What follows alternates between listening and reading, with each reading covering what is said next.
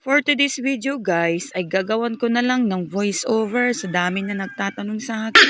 Dito nga ito sa Siquijor, sa San Juan, Capilay.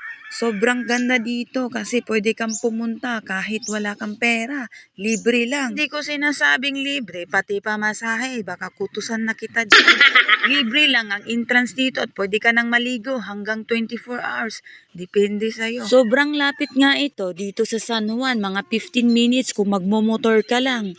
Ito pa nga ang unang beach na puntahan ko dito sa Siquijor.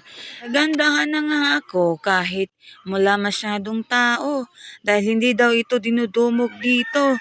Dahil nga nagsasawa na sila at marami pa daw mas maganda dyan. Eh di wow! Sa sobrang ganda ay napatumbling at split na nga ako kasi hindi naman ganito kaganda yung ibang beach na puntahan ko. Kaya sorry na lang dahil napaka-ignorante nitong babaeng to. Sa sobrang linaw at ganda ng lugar, mapapawaw ka na lang, parang nasa Boracay na ako.